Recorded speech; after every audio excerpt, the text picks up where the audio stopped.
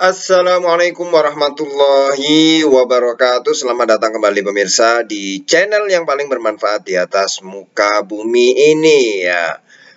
Neno Warisman mengundurkan diri dari Partai Umat. Katanya fokus urus anak. Ya, Wakil Ketua Majelis Syuro Partai Umat Neno Warisman mengundurkan diri dari Partai Umat. Neno mundur dari partai itu karena ingin fokus mengurus anaknya yang berada di Turki. Wow. Sekretaris Majelis Syuro Partai Umat Ansufri Idrus Sambo menuturkan Neno telah mengirimkan surat pengunduran dirinya ke partai ya. Dia WA ke kami, kirim surat mundur karena mau fokus ngurus anaknya di Turki karena tidak bisa aktif, jadi khawatir tidak bisa fokus ngurus anaknya, jadi mundur ya, kata Sambo hari Sabtu 2 Oktober 2021. Kendati begitu, Sambo mengatakan Majelis Syuro akan segera menggelar rapat internal untuk membahas pengunduran diri Neno tersebut. Kami kan ada mekanismenya, kalau orang mundur secara ini kita tidak bisa larang kan. Cuma kita ada mekanismenya, kita akan rapat Majelis Syuro, keputusannya di Majelis Syuro ya. Lebih lanjut, Sambo menuturkan keputusan mundur Neno tersebut sudah diketahui Amin Rais sebagai Ketua Majelis Syuro Partai Umat. Bahkan surat pengunduran diri Neno memang ditujukan kepada Amin ya. Justru suratnya ke Pak Amin ditujukan ya. Nah, kalau kita lihat para pemirsa, ternyata bukan hanya Neno Warisman saja, ada tokoh lain yaitu Agung Mozin ya. Ini yang mengundurkan diri ya. Agung Mozin itu mengundurkan diri dari Partai Umat itu akhir Agustus kemarin ya.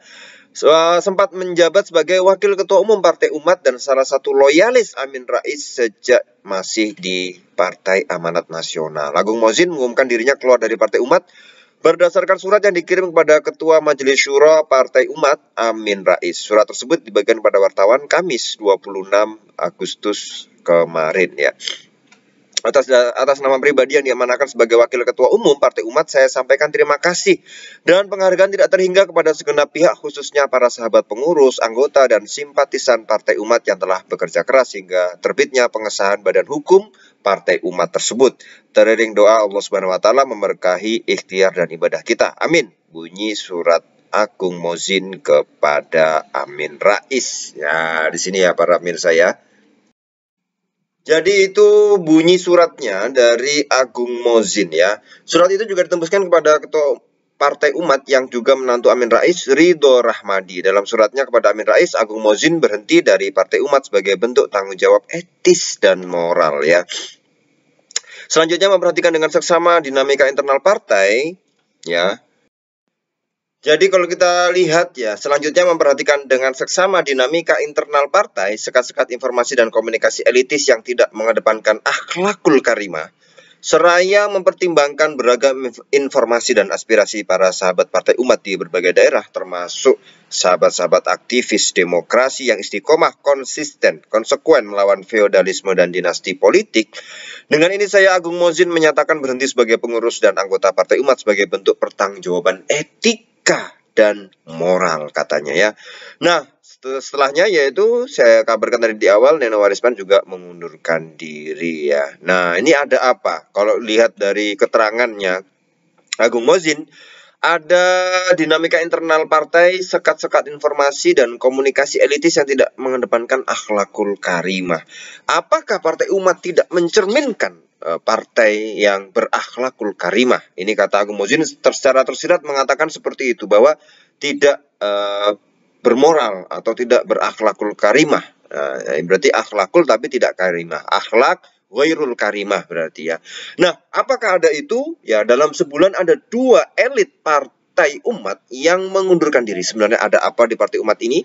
Ya, kalau kita lihat juga mengutip dari Agung Mozin, ya, ada informasi dan aspirasi ya sahabat-sahabat aktivis demokrasi yang istiqomah ya, yang melawan feodalisme dan dinasti politik. Nah, ini mungkin mungkin muncul pertanyaan, apakah di Partai Umat itu ada feodalisme?